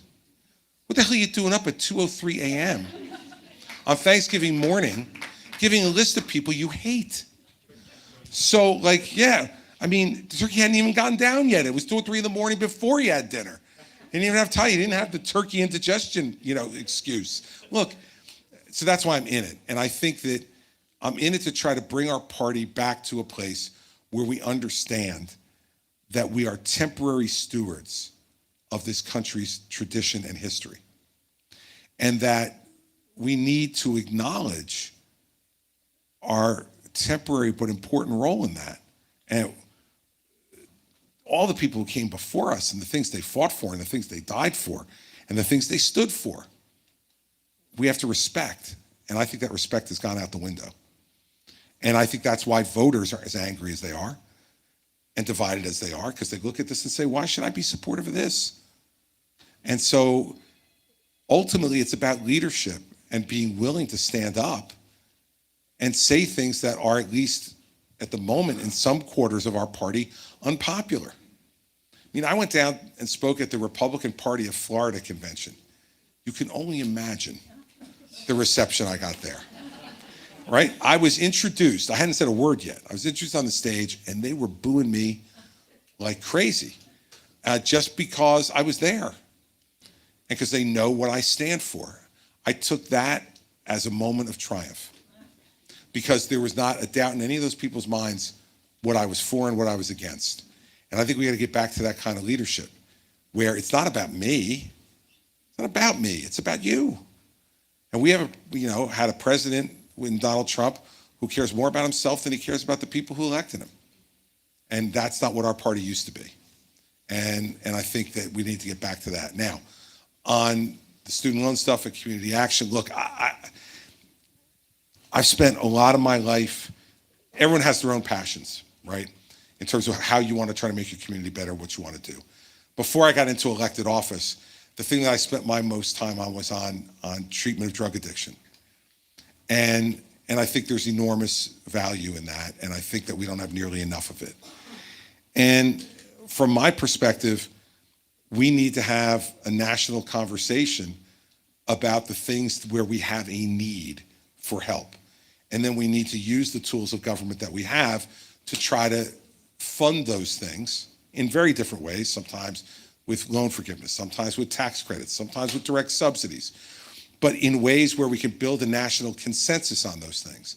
And I think that's part of what a president's job is to do, is to say, these are what I believe, let's hear from everybody else, and let's see if we can form a national consensus on the things that are most urgent right now. Because we can't do everything all the time, but let's see what our most urgent problems are. I introduced some of those things that I think are our most urgent problems in the health area. And I think we need to address those. And I think that we were about to start addressing those when COVID came, and then everybody got distracted, rightfully, by what was going on with COVID. And we lost our way on drug treatment and on mental health treatment. And we're now living the aftermath of that. So I'm open to discussing and trying to lead a national conversation on what things we should be using those tools of government for and in what order. I'd give you my opinions off the top and what I think are the most important, but then members of Congress and the public need to weigh in on that. And then what my job would be to do as president is to say, okay, here's the national consensus. This is what I'm hearing. Get 218 votes in the House, get 51 votes in the Senate, and let's get moving. And if I have to compromise a little bit with them on certain things, which I'll have to, fine. But let's get something done, because in communities all over our country, I'm sure you're seeing this. I've seen it. There's a lot of pain and a lot of suffering going on because we're not dealing with some of these core issues. And we have people in this country who are willing to do it. They just need the help to be able to get it done. And that's always been the greatest strength of this country anyway. So why are we not utilizing that incredible resource? And so that's the way I would approach it. And hopefully it would lead to a consensus. If it did, then I think we could really get some things done that would make a big difference in the lives of people every day. So thank you for your question. All right. Yes, ma'am, right back there. Hi, thank you. I've come to a few of these now, and I've heard what you've had to say. I think one of the biggest things that I've recognized by what you've said over the years and what you're saying now is the maturity that you've come, and you've even used that word yourself, to describe your understanding of how to handle certain situations, how you would reflect upon them, even as much as the situation that the young lady brought up over there. Like that's called wisdom. Second of all, to have somebody that's able to answer questions, bringing up factual information on various topics. That's called intellect. I don't know if we've had a president that's able to do that so quickly and accurately. So thank you for having the wisdom to do that as well. And God love you for being humorous. You too make people laugh. But here's my question. You've learned things over time. You've been a party to things, good, bad, or indifferent, where you were present and heard how the thought process is used to target certain populations. In this country right now, our justice system is overwhelmed with the amount of insurgencies we have from these small groups. They've been driven by various media comments and by people on purpose inciting their actions. If you've been present to some of the information of the person who is responsible for those things, are you able to reverse engineer it in some way and use that knowledge on how he was able to titillate those individuals to cause certain actions, to maybe come up with policy or come up with plans on how to fix some of those problems? Yeah, because I think the answer is yes. And the reason the answer is yes is because it wasn't policies for the most part that moved those people. It was a personality. And he used his, we're talking about Trump, so we're clear on this. Not a pronoun guy. Trump used his ability to charm and cajole and anger for purposes that were not in the best interest of the country. And I think in the very same way, the reverse engineering of that is to remember who you're working for every day and to reverse using those skills. Now, you know, everybody has different levels of those skills. I think mine are pretty good. And my job would be to use those skills in that way to convince people. And you know, I've said this in these town halls before. I don't know how you can say you love this country and not love Americans, have hateful things to say about Americans. I mean, I think that the president has to open his heart to every American. And I think it starts there. I think you can tell whether someone's opened their heart to you or not. You don't need, there's not some test. It's what we learn in growing up and becoming people with some wisdom over time about whether someone's genuine or they're not. We're not always right. We can all be fooled. I think a lot of people were fooled by him in 2016. I'm one of them. But in the end, wisdom only comes, I think, through pain. You don't get wise by winning.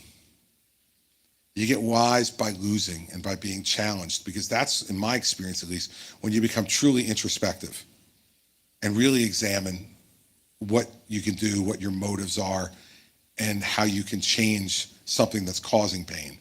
And look, I think I've been in the middle of this for a long time in this process. And I think I've learned that in the end, what we need as a country are two essential things before anything else: truth and love. And if we don't have those two things, the problems are impossible to solve. But both of them are hard. It's hard to tell the truth sometimes, as we learned about the Civil War. And it's hard to love people who you disagree with, vehemently disagree with. It's hard. But if we don't, we're lost. We're lost. And so you want to know, like, how would I reverse engineer it? That's the way I would. Because I think the exact opposite of him is truth and love. Because he's about lies and hate. And that's the way I would reverse engineer it and start right there. The policies hopefully flow from that. And it's based philosophically on what you believe and what you think the role of government is. And we'll have an argument about that.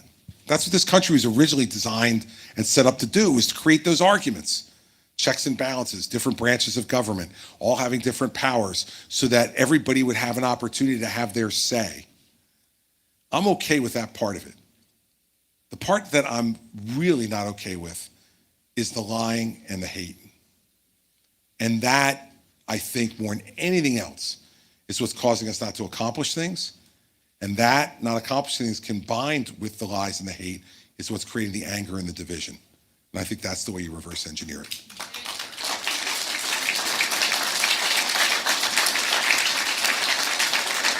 This one's really quick. Based upon what you've said with the love and the other thing, there's a children's book. It's called The Paper Dragon, and it goes along with everything you just said. I have to read it. I haven't read that one yet. All right. Yes, ma'am, right there. I'll give you mine. Hi, Chris, Kathleen. I've been to a couple of your town halls. I really agree and love everything you have to say. I think it's what a lot of the country is looking for. Like the gentleman over here, I've been an independent my entire life. I voted Democrat. I voted Republican. So my question is relatively simple. In the essence of it takes a village, I mean, I've been reading the room here. I'm seeing a lot of claps, a lot of head nodding. What can we do to help you be the Republican nominee other than showing up at the ballot box on January 23rd? Well, let's start with that, okay? Don't mess that one up, all right? All right. So we'll start with that. Look, this is all that's left to do now, okay? Today's the 28th. That means we got 26 days. The biggest thing you can do is talk to everybody you know. Because look, you've come to a number, I recognize you've come to a number of these, right? So you can speak as somewhat of an expert to people. Because as you know, most people don't come to these things, right? And so, but maybe they want to vote. Or maybe they think they might want to vote, but they're not really sure and they haven't focused in. And they've got other challenges and things in their lives that don't make this the center of their existence, even here in New Hampshire, the presidential wine tasters of America, right? I mean, what I need people in this room to do is to ignore the noise and decide who you think should be president. And then go out and tell everybody you know what you think. And urge them to make a choice. You can urge them to make the choice you're making, but in the end, urge them to make any choice. Show up and vote. Because look, New Hampshire is it. If Donald Trump's going to win Iowa, and if Donald Trump wins Iowa and New Hampshire, it's over, guys. Okay? And I totally agree with you. That's why my rear end is here from New Jersey doing this, okay? Because I agree with you. But look, the most important thing everybody in this room can do who believes that I'm the right person for the job is to get as many people as you can to pay attention and to show up. Because, I had a guy who I talked to today who said to me, well, how do you explain the polls? And I'm like, I don't know. If the polls were always right, Hillary Clinton would be in her second term. I mean, the polls aren't always right. And the polls change drastically, quickly. And I don't know what the polls looked like a week ago. After the last couple of days, I don't know if they're still going to look the same way. And so I've been around this long enough to know that in the end, you decide. And I got to be willing to put my fate in your hands. And I got to keep doing everything I'm doing to try to give you all the ammunition you need and the inspiration you need. But in the end, it's not about money at this point. It's not about anything other than in a place like New Hampshire where 300,000 people maybe will vote. You're going to decide who the Republican nominee is for president. 300,000 people in this state are probably going to decide who the Republican nominee for president is. The only thing I can ask you to do is stop worrying about, I've said this to a number of the really rich donors, you call them to ask them for money. It's one of the most disgusting parts of the job. And they say to you, well, tell me exactly the path of how you're going to win before I write you a check. And I'm like, well, hell, man, if I knew that, I don't need you, right? I mean, the fact is, and I've said this to any number of them, same thing I'm saying to you, figure out who you want to be president and then work as hard as you can to make it true. And this is one of the only countries in the world where you can do that. And this is the state where you can do it. Iowa has a caucus. It's a closed system. It's independents like you can't participate broadly in that caucus. It's done in a way that makes it long and difficult. You don't have to show up at a voting booth and vote. You got to go and sit in a classroom and caucus and go to one room and another room. And it's a big involved process. God bless them. They like it. Good for them. They should be able to make that choice. But here, you guys have an opportunity that no one else in the country has. My state, Our primary is June 5th. Forget it. It's going to be over by then, man. And so, you know, you guys have a chance to do something that no one else has a chance to do. So I appreciate you asking, and I appreciate you offering your help. And I really think that's the only thing left to do. All I can do is try to recruit as many of you as I possibly can, and then hope that I can inspire you to go and recruit more people. And then things happen on election day. Remember something, at this stage in 2008, John McCain was in 4th place in the state. 4th place. And so, like, I'm one spot better than him at the moment. So I'm ahead of McCain at this point, right?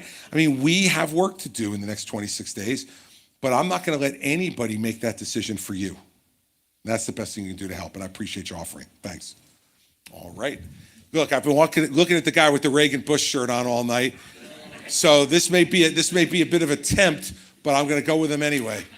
He's now going to start to read his question from the phone, so this should be interesting. Let's go. Good evening, Governor Christie. Good evening. My name's Michael. I'm from Massachusetts. I traveled 2 hours to be here tonight. Thank you for coming, Michael. I'm a senior in high school. So, on the topic of same-sex marriage, you claim that generational change in opinion will forge how you lead. So, as younger generations having increasingly become supportive of gay marriage, you will support LGBTQ policies. How would you address the issue of abortion, in which my generation is becoming increasingly pro-choice, even while abortion undeniably takes the life of an innocent unborn child? Will you change your opinion in policy making, even if it is morally wrong, and support taking the lives of unborn children just because public opinion is shifting? Or will you stand with the most vulnerable people in society, which is the unborn? Well, I'm pro-life, and I've governed as a pro-life governor when I was in New Jersey, even though my state was predominantly pro-choice. But I think since the Dobbs decision was made and Roe was taken off the books, and it did what I think should have been done for a long time, which is to return this issue to the states. And I think the people of every state should vote on this issue, and they should decide. I don't think the federal government should have any role in this at all. I don't think we should have one national standard for this. I think the people of New Hampshire should be able to vote and decide on how they think this should go.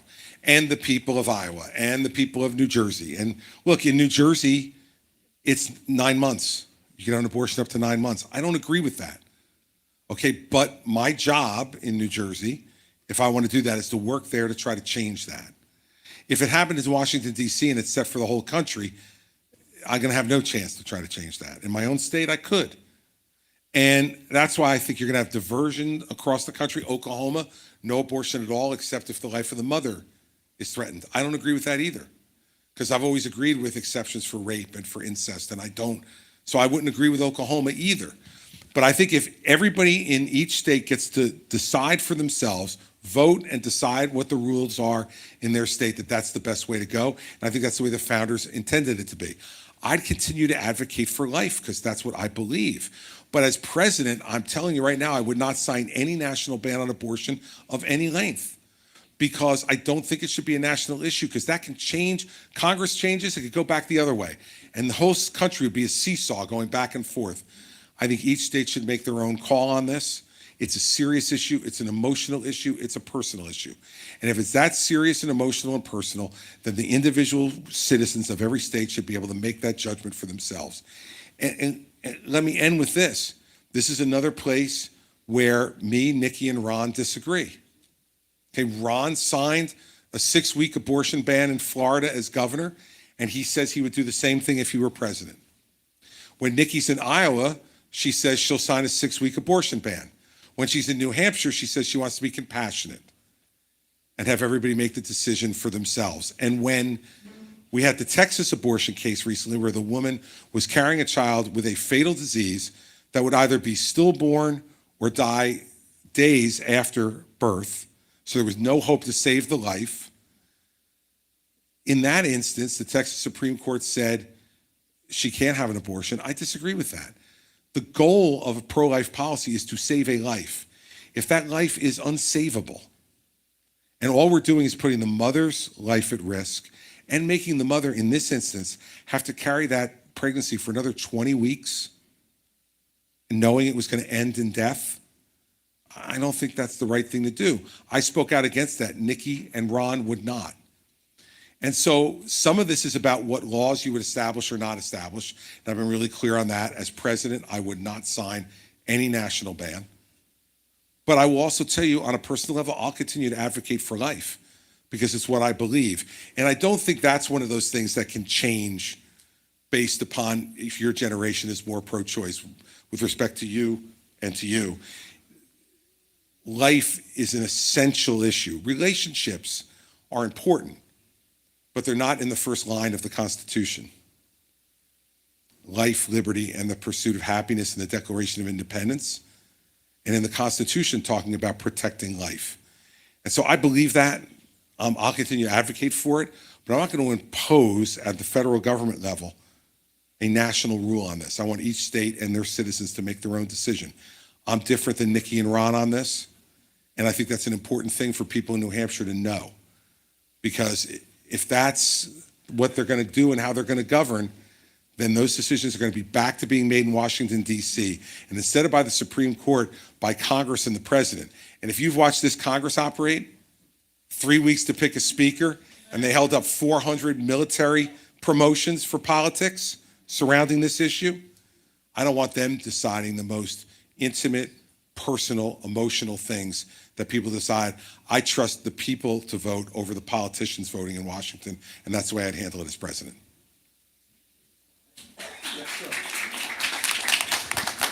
Thank you for coming, Governor Christie. I'm actually also a senior in high school, so this will be my first election voting. And so I have a question. This is a topic that I've had to research for many debate tournaments, but it's about specifically high-speed rail. I have looked into your kind of views on the subject, and I haven't really found anything clear on it, but high-speed rail is something that has worked. I've seen firsthand in places like Europe. High-speed rail has worked really well there. I haven't been to places like Japan or China, but it's worked there as well from everything that I've looked into. And so I guess with that, what is your official policy on increasing investment in high-speed rail or rail in general, not necessarily just high-speed rail? I would be for it in highly congested parts of the country.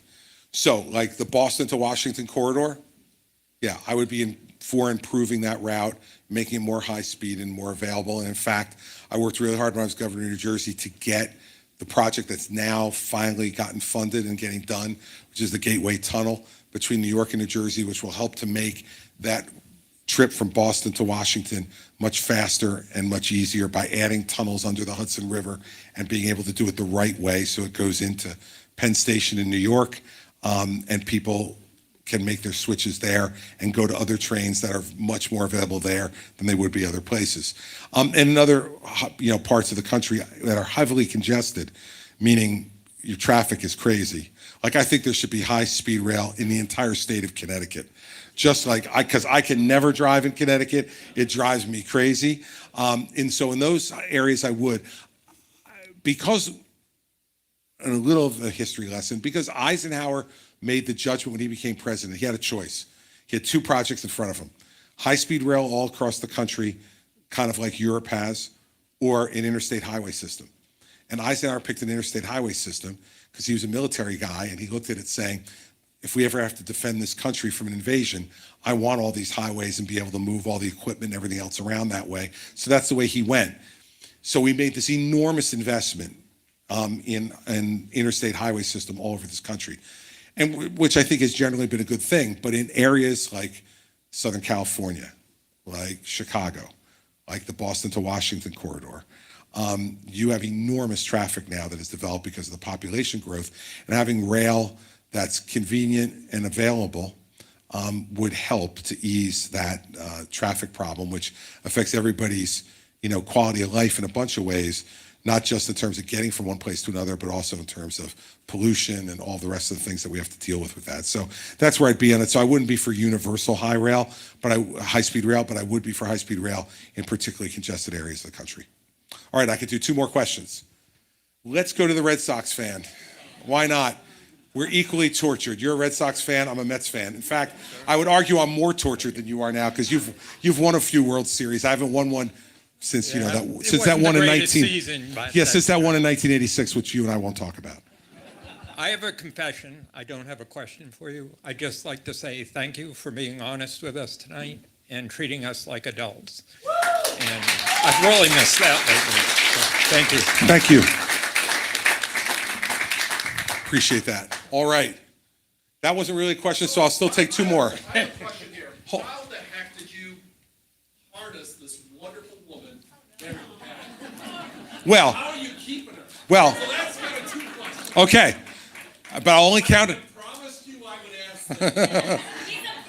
would ask. See, these are the plants that we have at our town halls. My wife plants them to ask questions about how wonderful she is. Well, look, it's pretty simple. I got her when she was young and she didn't know any better. Mary Pat and I met in college at the University of Delaware. Yes, fighting blue hens, baby. And we met in college at the University of Delaware. We got married when I was in law school. I was 23, she was 22. We look at our own children now and think, oh my God, we couldn't possibly imagine it. And we grew up together. And I think, what was my move? She may have to answer this one. So I didn't have any more moves then than I have now, pal. That's the bottom line. So you want to know the move? All right, but this is the last question now on this, all right? I'll give you the move. So we knew each other for 3 years.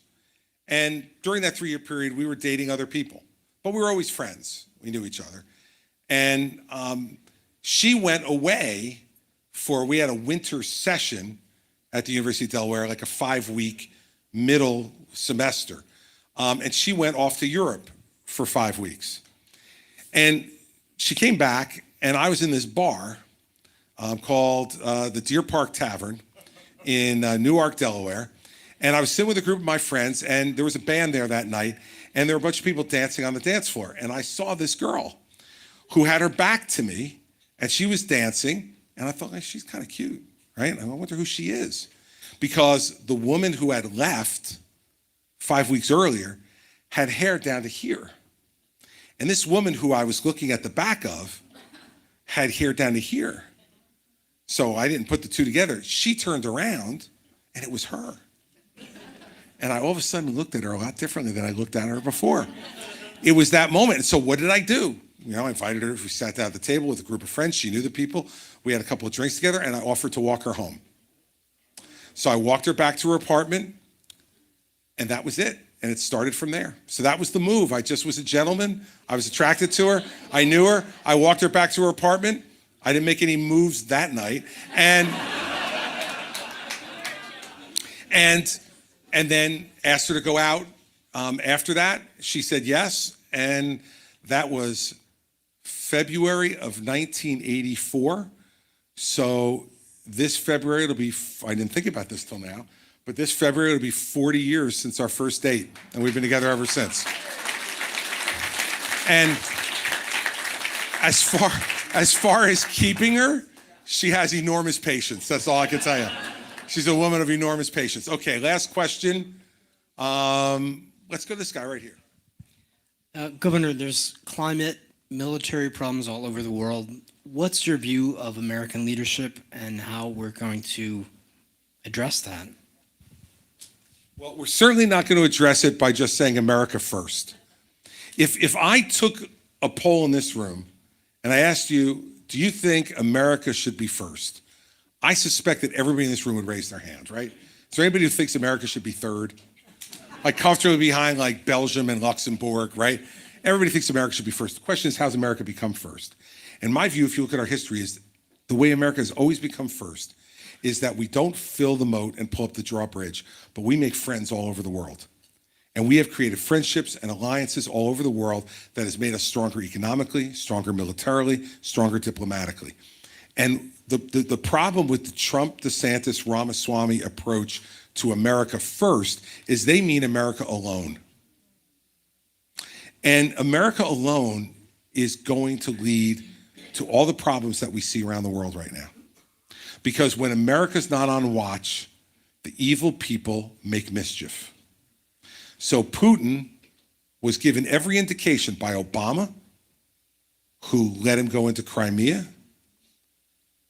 by Trump, who kissed his rear end every chance he could and said how great he was, and by Biden, who, when he got in, said a little incursion into Ukraine wouldn't be so bad.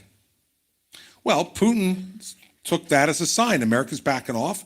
Great. I go into Ukraine. Now we have this problem in Ukraine. That's a world problem.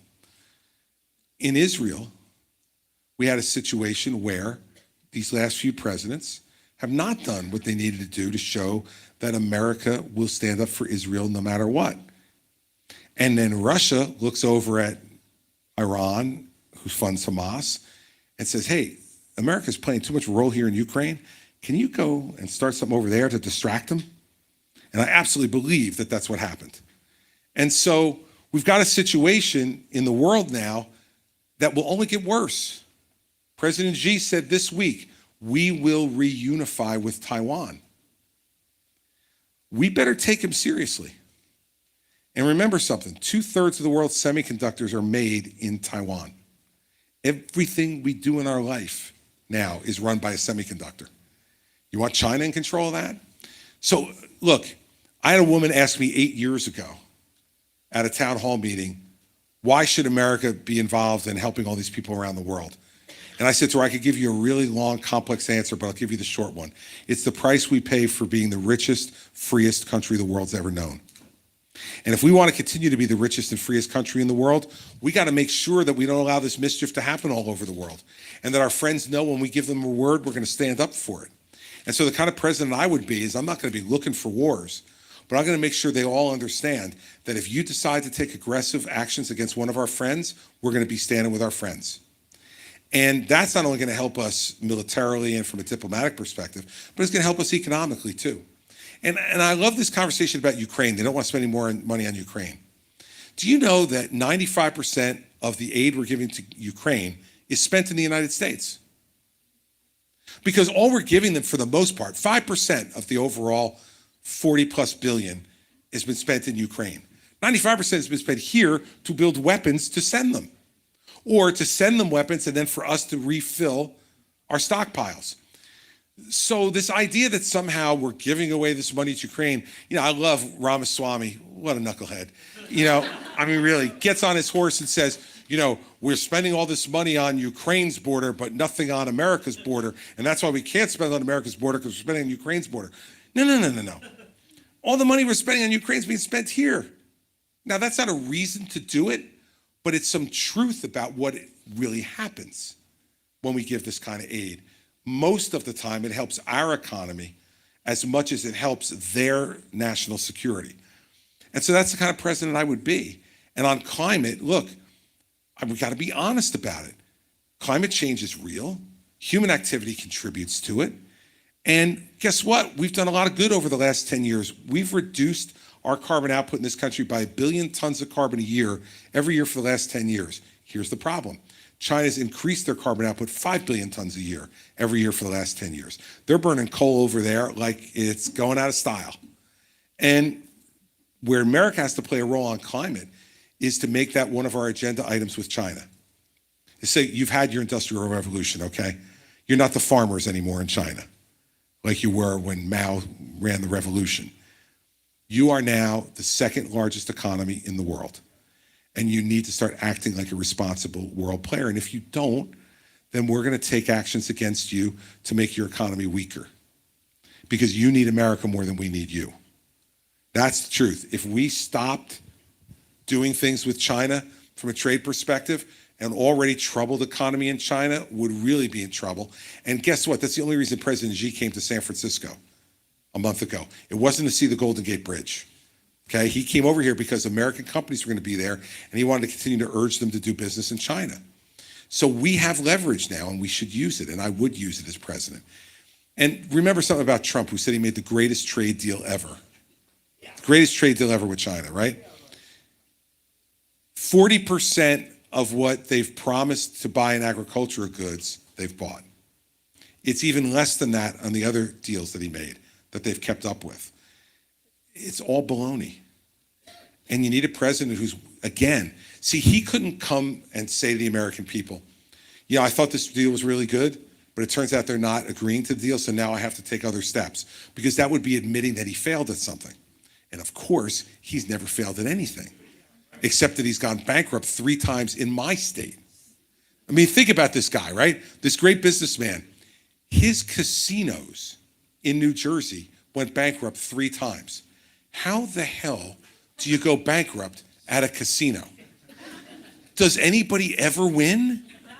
I made very few people ever go into a casino and walk out with more money than they walked in with, right? And remember back then when he went bankrupt, it was a monopoly.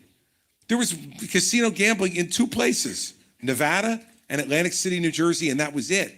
When he had a monopoly, he went bankrupt 3 times. This guy is a lousy businessman.